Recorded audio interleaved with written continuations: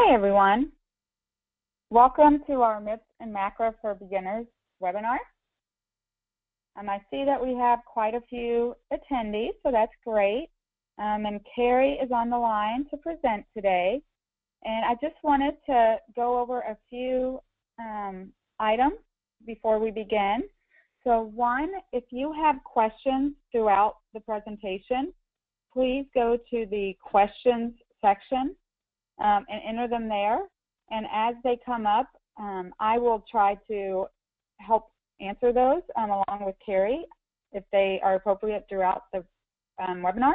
If not, I'll make sure to save them for the end where we can answer them then. So please feel free to use that. First off, can everyone hear me okay?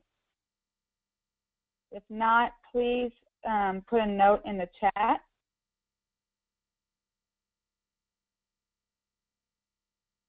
Okay, great. So I wanted to thank you all again for joining the webinar. So I want to introduce Carrie, and then Carrie has a great presentation for you all today on MIPS and MACRA and how to get started and best strategies for gaining and avoiding penalties under the MIPS and MACRA program. So to introduce Carrie, Carrie has been with iHealth. She joined under the capacity of Director of Clinical Analytics and Clinical Programs. And she is responsible for working very closely with our internal client management team, but also our customers to help navigate all of the different quality programs that exist. She also has worked with technology and product teams to enhance our dashboard capabilities around the clinical and utilization metrics. Carrie is a highly motivated product management information specialist, a clinical analyst, and an RN with 14 years of experience in healthcare.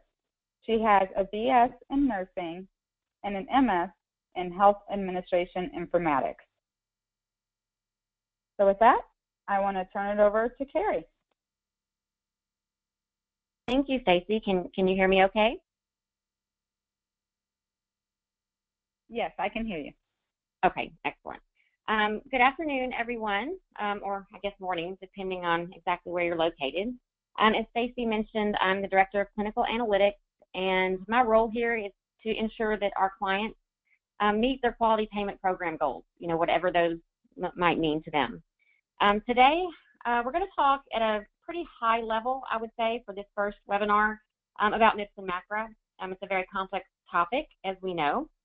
I've worked with several clients recently to kind of help them establish what their goals are and understand, how to get from point A to point B and make sure that they not only avoid incurring any penalties in this transition year, but also help them understand how they could possibly participate in some positive payment adjustments if they do it just right. So that's what I do here. As we move along through the next quarter, I think we'll have some additional webinars that give a little more in-depth interpretation and information that will help you guys through the process. And so with that, I think I'm just going to hop right in. I know we've got 1 hour to do all of this, and it's a pretty complex topic. So the things we're going to talk about today, we're going to go over the structure of MIPS and MACRA and what exactly it is, who's eligible, who can participate in that, and how you go about it.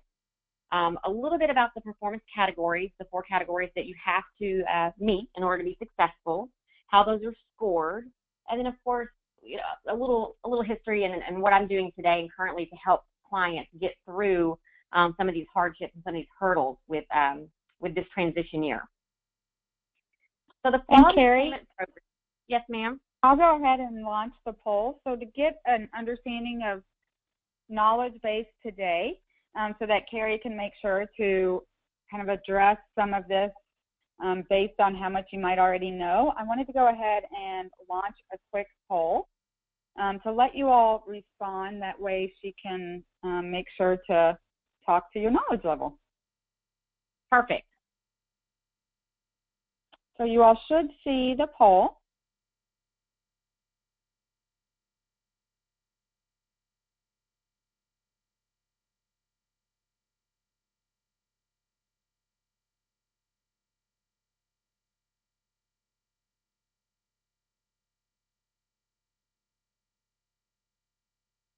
Okay, it looks like most people have voted. I'll leave it open for just a few more seconds here.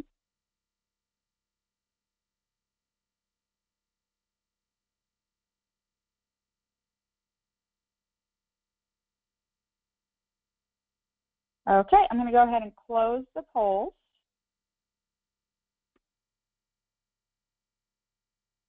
Okay, so we had 36% beginner, 45% intermediate, 9% advanced, and 9% expert. So thank you all very much. Wow, that's a pretty healthy mix there. So I'll try to gear this, so that everybody gets a little something out of it. Obviously, like I said, this is the beginner webinar. We will have some more in-depth ones as we go along, but hopefully there'll be something to learn here for everyone. For the beginners out there, we've all heard of MIPS and MACRA. There's two tracks to that. There's the MIPS portion, and there's the advanced APM. The whole idea of this is to reform the Medicare Part B payments, and really it's to move from a fee-for-service to a pay-for-performance type of environment. That's what CMS is really looking to do here. You can pick either track. Obviously, the experts on the line are probably leaning toward the advanced APM track, whereas the beginners are probably looking for the MIPS track. So we're going to talk a little bit about both today as we move through this. Let's first talk about the MIPS program.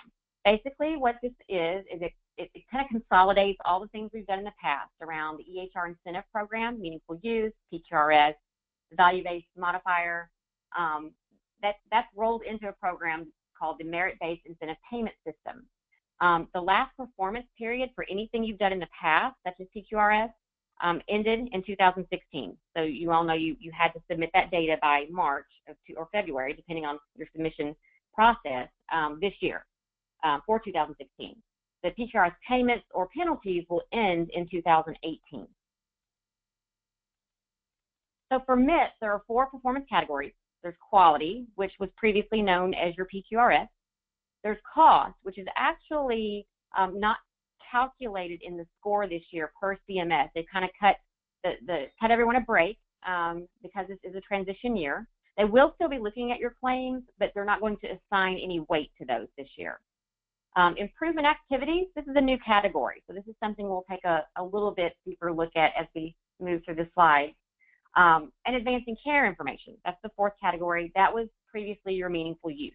So those of you that participated in meaningful use are actually going to find that this particular category is getting a little easier for 2017. Not saying it's going to stay that way, but like I said, once again, cutting you a little bit of a break. As I mentioned, this is kind of helping to shift clinicians to more of a performance-based payment system.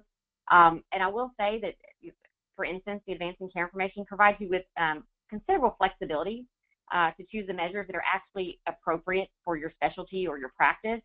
And then if you are in sort of that expert track, they have really tried to align those measures with some of the APMs wherever possible, such as if you're a PCMH or if you're an ACO. So a lot of those measures are becoming much more streamlined, which is really helpful. We talked a little bit about a timeline. Like I said, this year is the transition year, so it's going to be the performance year started January 1st of this year. You will submit your first data by March 31st of 2018. After that, CMS will start providing feedback. I'm not exactly sure of how that's going to be disseminated or what the specific timeline is, but you will receive some feedback so that you'll know in advance for January 1st, 2019, where you landed. Did you land over in the right side of the pendulum and you've earned a positive payment? And most importantly, have you avoided any type of penalties? So those are important dates to take note of. So who doesn't have to participate in this? I get a lot of questions from clients, especially the smaller practices. There's a couple of exemptions that you can use to be excluded from MIPS. If you're newly enrolled, you're just beginning your practice, you're just enrolled in Medicare population for the first time, you're going to be exempt, but only until the following year. If you're below the low volume threshold, this can get a little bit confusing. So if you only have charges less than or equal to $30,000, or you see 100 or fewer Part D patients a year, you also do not have to participate in this program. For advanced APM, this kind of goes the opposite direction. If you receive 25% of your payments or 20% of your Medicare patients through some type of advanced PM, you don't have to participate in MIPS because you're going to be eligible for that 5% bonus, which we'll also talk about. So just to kind of clarify, because I do get a lot of questions about this, just as an example, to be eligible for this program for MIPS, a clinician must bill more than $30,000 and see more than 100 Medicare beneficiaries. Okay, so that's to participate, not to be excluded. There's a little bit of a difference. So if a clinician bills $29,000 and saw 101 patients, they're exempt because they met either one of that criteria. So to get into the program, you have to do both. To be exempt, you only have to do one, if that makes a little bit more sense. So the next thing you really want to think about in your practice is how do you want to participate?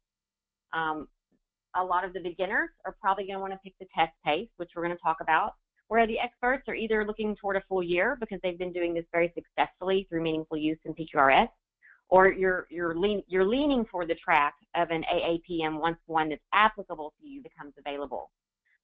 So some practices can participate in the Advanced Alternative Payment Model in 2017, right? That's the experts. Test pace, okay? Let's say you're a beginner. Submit some data after January 1st, okay? You can avoid that 4% penalty. I will say a small payment adjustment is probably not in the cards for you based on the fact that all of this is disseminated across your peers. So those higher performing peers are going to be the ones that are eligible for that money from CMS that is available. If you choose to do a partial year, which is a 90-day period, that's any 3-month period after January 1st until October 2nd of this year, you could potentially not only avoid the payment, negative payment adjustment, but you could be eligible for a very small payment adjustment, maybe 0.5% or so. But that's still, worth considering if you think that, you're there and you have the resources available to do that. A full year, those are for the experts on the line that have been doing this. They've kind of got their ducks in a row. You've already started looking at your measure sets. You've started collecting the data you need, 3 months ago, because here we are in April, so we're in the second quarter. You could be looking at a much more significant positive payment adjustment if you do get high quality data submitted to CMS. Now, the caveat here, or the key takeaway, not participating in this program, you will get a 4% payment adjustment, which could be a significant amount of revenue for your practice. So the test, I mentioned that. What does that mean exactly? So it's a minimum amount of data just to avoid that penalty. And what is a minimum amount of data? It's one quality measure. So on the QPP, which we'll talk about at the end of the webinar, you can pick one quality measure that's applicable to your practice.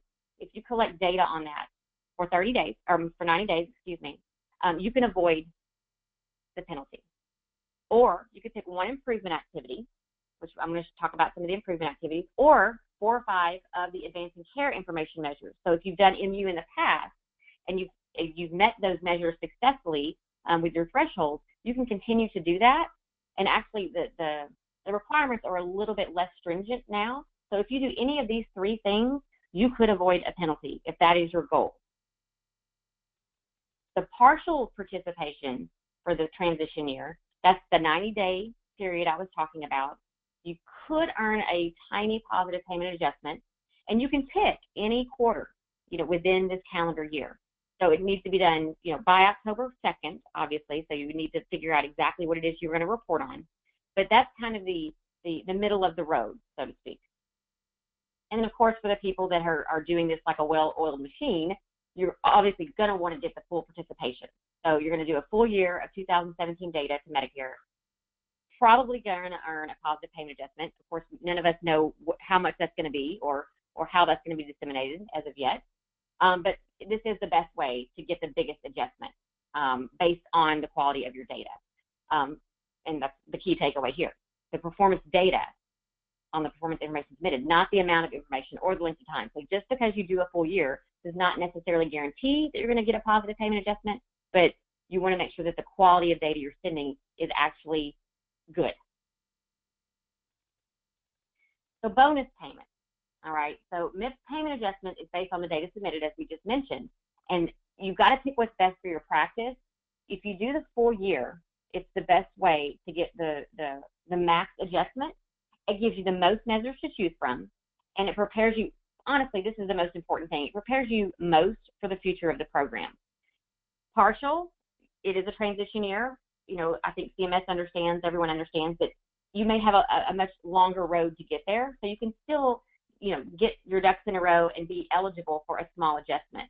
But if you can, a full year participation is really what you want to do. And not only do you want to do the minimum required for that full year, you'd really like to look at doing extra measures or doing getting a higher threshold on your advancing care information, because that's how you earn bonus points.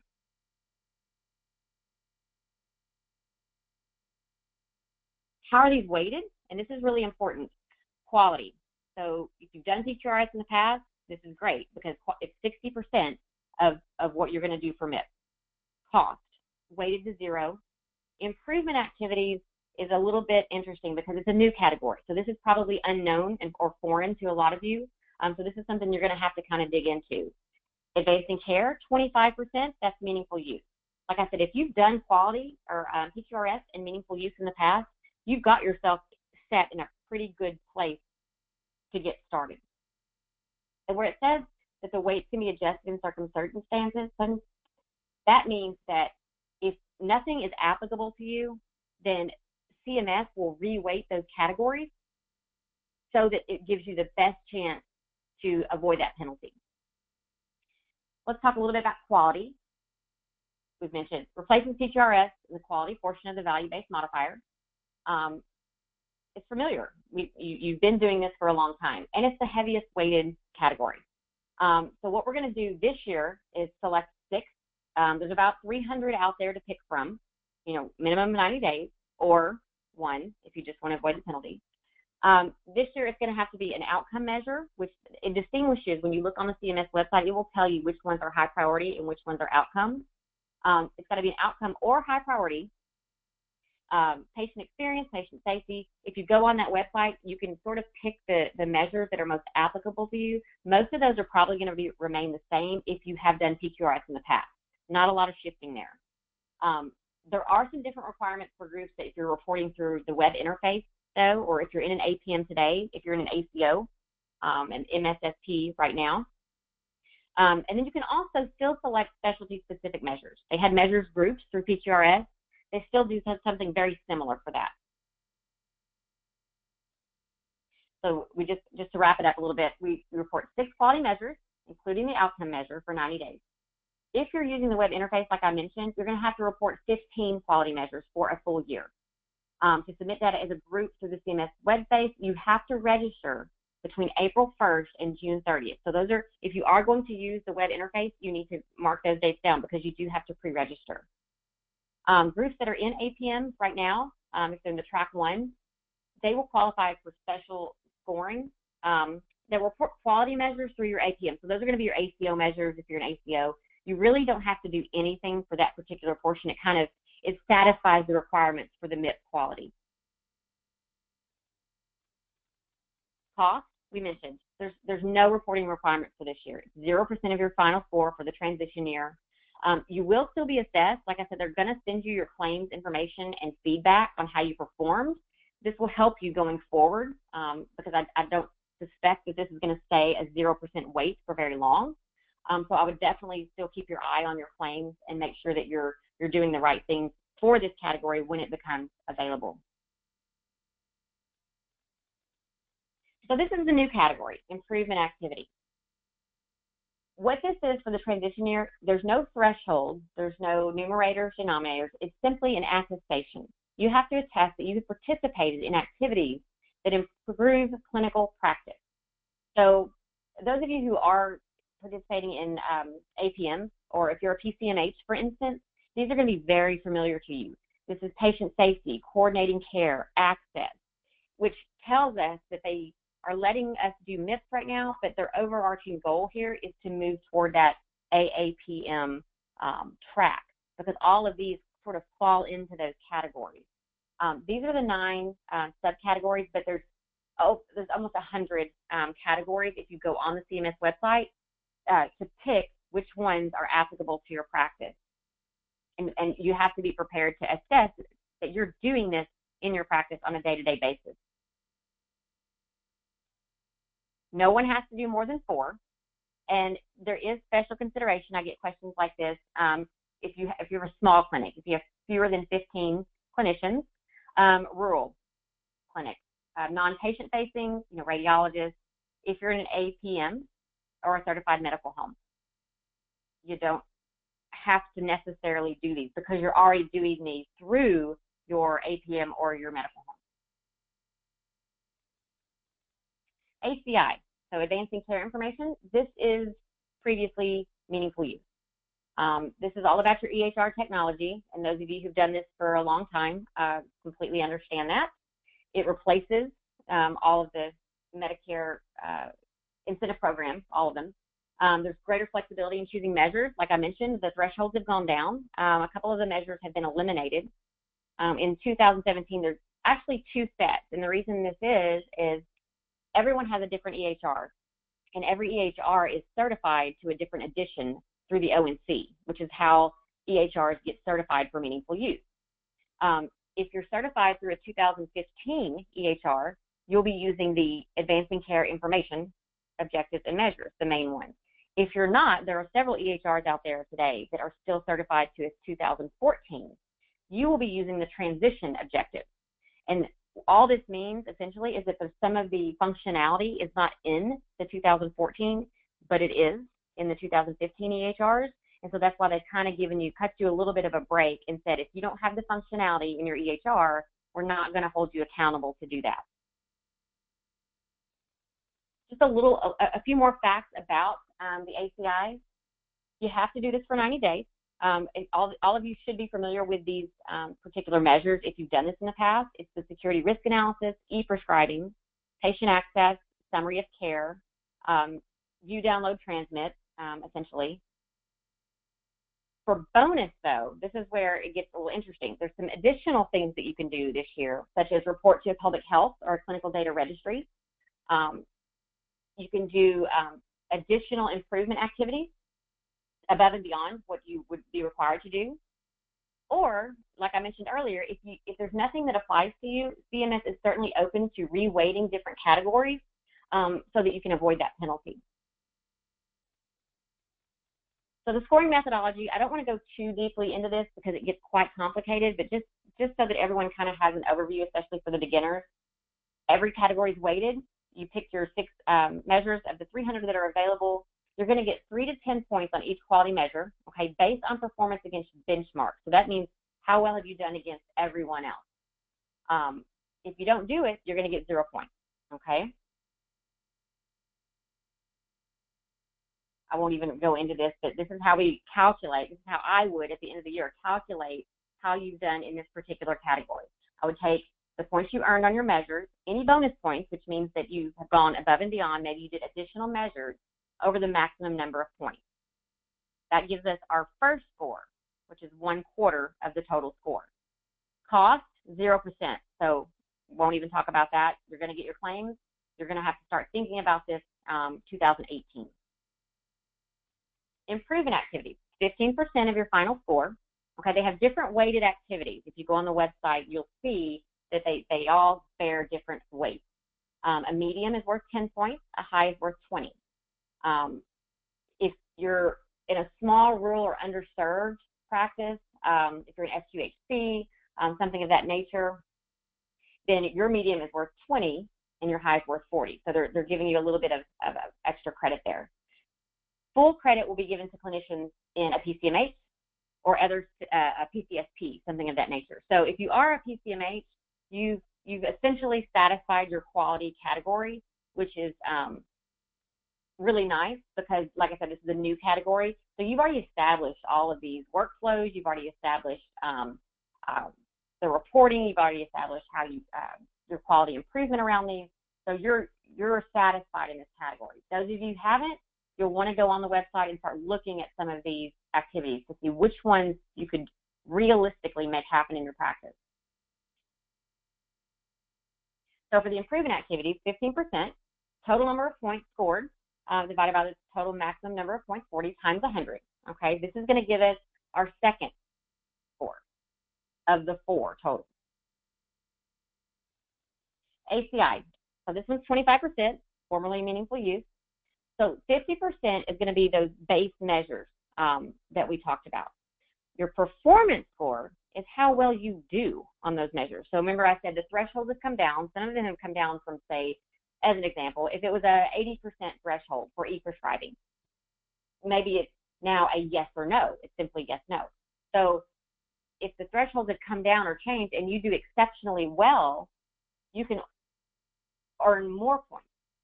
So all of these points will be combined to give you your total score. And it goes up to 155%, but it's actually going to be capped at 100. But this is where you can really earn additional points toward your positive payment adjustment and not just avoiding the penalty. This is how this one is calculated. It's the base score plus the performance score plus any bonus scores that you receive. So these are the four buckets I was referring to. So we're going to take all 4 of those buckets, add them together, and then multiply by 100. That gives you your final score. Now, how CMS looks at these final scores, 70 points is really where you need to be to think about a positive adjustment. You're eligible for the exceptional performance bonus, which is a minimum of an additional 5%, but it kind of depends on how well you do against your peers. It could be significantly more than 0.5%. 4 to 69 points, you're still eligible for probably a slight positive adjustment.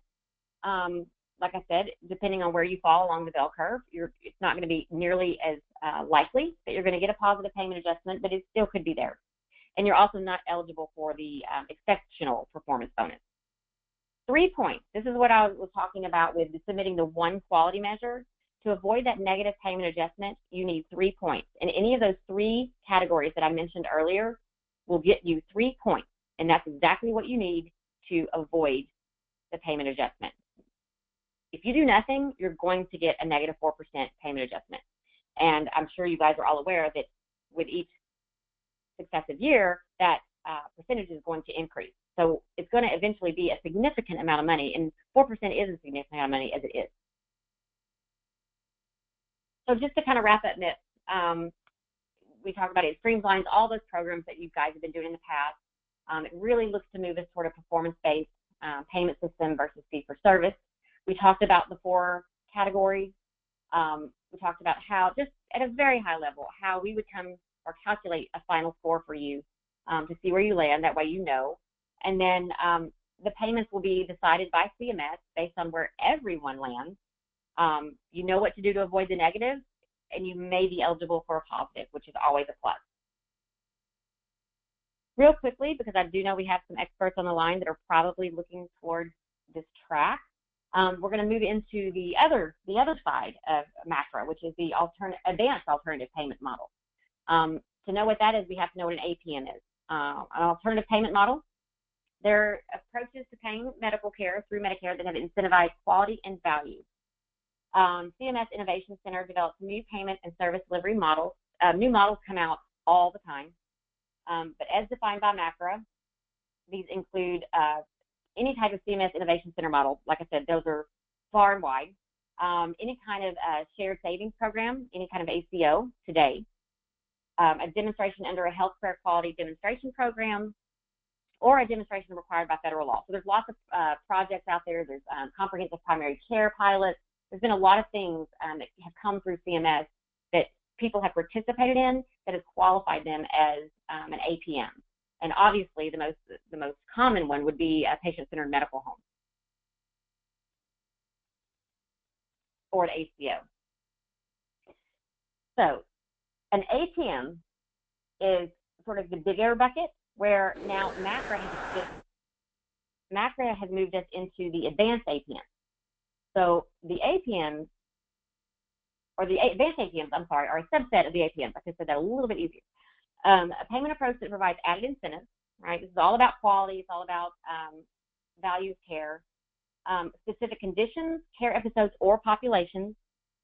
And it may offer significant opportunities for clinicians who are not ready to participate. So I would recommend that your first step, if this really wants to be your overarching goal, would be to become a patient-centered medical home, or maybe your practice can link up and become an ACO with some other groups or other entities. The advanced alternative payment model kind of takes it a step further. So you can receive greater rewards for taking on, it's more risk, basically. If you're an ACO today, you might be taking on neutral or non, or maybe a very, very small amount of risk. What CMS is really looking to do is put more risk on the providers so that they can increase the quality of care. They want everyone to kind of step up. So to receive the greater rewards, you've got to increase the risk, and that's what the AAPMs do. And by way of that, where we talked about MIPS, you can be eligible for 0.5%, 1%, 2%. If you are an advanced APM, you're not only exempt from MIPS, you automatically qualify for a 5% lump sum incentive. So that's also a significant amount of revenue. This is just a little chart to kind of break it down, and it's very confusing. You have to first figure out where you live and then where you want to live. So if you're not in an APM, you obviously, and you're not exempt, you have to participate in MIPS. So those are the adjustments that you're going to be looking at for 2019 based on what you do this year. If you are in an APM, such as an ACO, you will still have to do the MIPS for this transition year, but you will be eligible for APM-specific rewards. Let's say you're also a PCMH. That's going to qualify you for some additional rewards.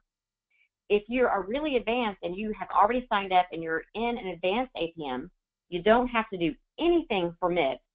You qualify for the APM-specific rewards, like being a PCMH, and you get the 5% lump sum bonus. So you can see that it is much more,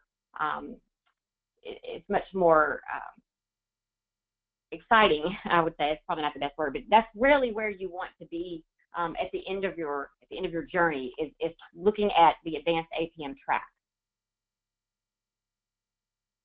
So we kind of just talked about this. There's a lot of benefits to doing an advanced APM. I will also say there's a lot of work involved with being in an advanced APM. So you definitely have to sort of evaluate where you are in your practice and what resources you have. But you are excluded from MIPS. You do receive that 5% lump sum bonus. And I didn't mention this, you receive a higher physician fee schedule update starting in 2026. So you will reap benefits, not today, not tomorrow, but as you move down the road, you will start to see more and more benefits if you do choose to go down this track. There's a few criteria, there's 3 actually, for participating in an AAPM. You have to use your EHR, which if you're even thinking about this, you've been using an EHR for quite a while. 50% of your clinicians have to be using the EHR. And the shared saving program requires that clinicians report at the group 10 level. So this looks at those groups, like I said, that are usually ACOs. They're all reporting under the same 10, which makes it actually a lot easier for the group. That's the first criteria. Number 2 is payments on quality measures that are comparable to those using the MIPS quality performance category. So what this means is, for instance, if you are an ACO, you're reporting ACO measures. Those are very streamlined, as I had mentioned in the beginning. CMS has really worked to streamline those measures so that providers and office staff aren't doing duplicate work to get these measures satisfied. So they've really tried to make sure that what you're doing on the AAPM side is very much aligned with, let's say you're at APM and you're transitioning, you're still pulling in some of those MIPS quality measures. Still, one of those has to be an outcome measure. So if you have been reporting ACO measures in the past, you're going to want to take a look at those, see what the changes are to make sure you're grabbing the right data. And the third criteria is that you have to bear more risk. And we talked about that when we started talking about APM. Either you're a medical home or you're in some type of program that requires you to bear more than a nominal amount of financial risk. I won't read through all these slides just for the sake of time. So basically, you're going to have to bear more risk to be successful in this particular track. And honestly, all of the new AAPMs that are coming out, they require you to do that anyway. So inherently, you're going to be assuming more risk as healthcare continues to shift toward value. For 2017, these are the current AAPMs. I will say, though, if you go to the website below, qpp.cms.gov, There's constantly evolving AAPMs because I think CMS realizes that these aren't going to be applicable to everyone. These are pretty specific, in fact, and I do know there's one not even on here that's come out. It's the Shared Savings Track 1 Plus, and that's not even listed here. So like I said, new programs are coming out all the time. So you just have to go on the website, see which ones could apply to your practice, and how you begin that process. So what we do here, that kind of wraps up. Like I said, this is a 10,000-foot view. You know, I didn't want to dig deep because I do know we're going to have a lot of beginners on the webinar today. But I do understand the challenges and struggles that clients are having. I've worked on both the clinical side doing this, and I've worked also on the software side. So I completely understand how complex it can be. And so I have a few recommendations for anyone that's listening to kind of help you get started down these two paths. I think the first thing you want to do is define your goals. What size is your practice? You know, what are you looking to do? Are you just looking to avoid a negative adjustment? Are you looking to possibly get a positive payment adjustment? And with that, you then have to take a step back and assess, what have we done in the past? Have we done meaningful use? Have we done PQRS? Were we successful? Do we want to look at APM? Are we currently trying to become a PCMH or joining an ACO? Because that can redefine what your practice goals are, at least for the next 3 to 5 years. Clearly, two completely different paths, but those are the questions you want to ask yourself. What are your resources? You know, does your EHR have the capability to capture the data you need? Can it report the data you need? You know, your analytics platform. Who's responsible for that? Do you have someone in your office that can take on mining that data, you know, reporting those measures, checking those thresholds, making sure that your providers are doing what they're supposed to be doing from a workflow perspective? You know, data is not only back end, it's front end. You have to be able to capture the right data in order to mine the right data. So one of the things that I do here in my role is I help clients do that. So for anyone, you know, beginner, intermediate, advanced, I think there's always hurdles to jump. But this is, you know, obviously a good starting point, especially if you're really not sure where to go from here. Everything we've talked about is clearly very complex. As I mentioned at the beginning of the webinar, we're going to have some kind of a series. So we'll have some additional webinars. You know, we've just entered quarter 2. For those of you who are collecting data right now, you know, you're going to want to start looking at that data. If you're a current customer of ours, that we're going to start, you know, looking at that data with you. If you're someone that I've currently worked with, to make sure that we're hitting the marks that we want to hit. You don't want to wait till the end of the year and find out that you didn't do what you were supposed to do. Like I said, 2% was a horrible penalty last year for, you know, PQRS. 4% is certainly no joke, and you know that can be 6% for some of you out there. So with that, you know, I don't want to get too much. I don't want to get any deeper until our next webinar, because then we're going to start looking at some data. I would like to start sort of showing you guys, you know, where you might want to be at that stage of the game, some things you could do to maybe some best practices, maybe some things you could change in your offices to make sure that everyone's participating and doing what they're supposed to be doing, what kind of follow-up you guys should be doing. So those are the more sort of in-depth webinars that I think we'll take on. But I'm going to stop here because that's really the totality of the content I wanted to present today, but I wanted to leave plenty of time for questions, because questions are the bulk of what I do right now around MIPS and MACRA. So Stacey, I'm not sure how we want to handle that, but I definitely would like to open it up for questions so we can get everybody's feedback. Yes, thank you very much, Carrie. So we did have one question come through while you were presenting. So the question is, for bonus points on ACI, does state immunization registry count? Yes. Yes, it does. So here in Florida, for instance, if we do, I forget what it's called, FBC, Florida Children for Shots, or I forget the name of it, but we have a state-specific one here in Florida, and that definitely does count.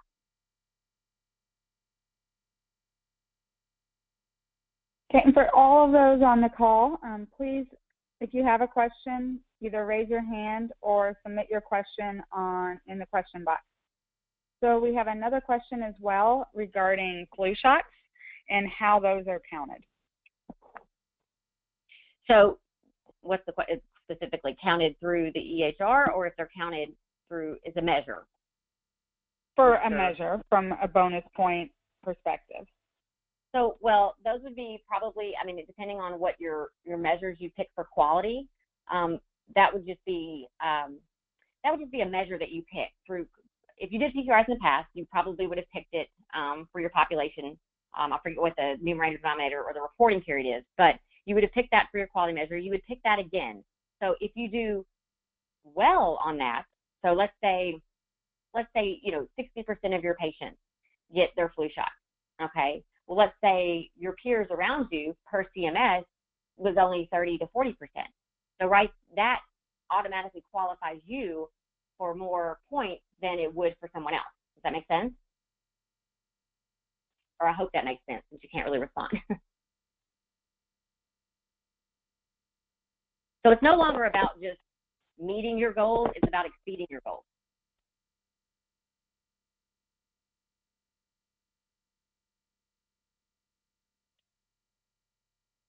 Anything else?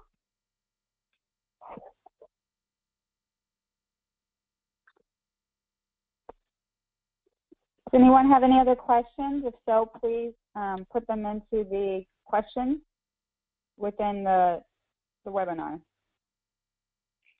And Stacey, if anyone thinks of anything, of course, I'm sure they're welcome to reach out to you, and you can get in touch with me, and we can certainly get them the answers that they need. Absolutely, absolutely. Okay. Well, if there are no more questions, I have one more poll question in light of that, which if you want someone to reach out to you to talk more about the MIPS and MACRA program and what might work for you all, I'm going to put the poll, make that available to you now so that you can let us know if you'd like to hear more.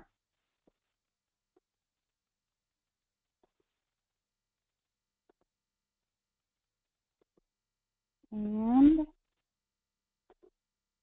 all right.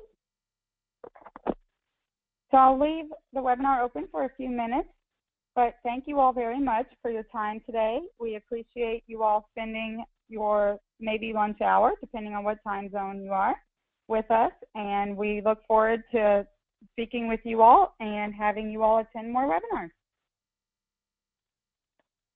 And thank you, Carrie. Thank you very much, Stacey. Thank you guys for joining. I really appreciate it.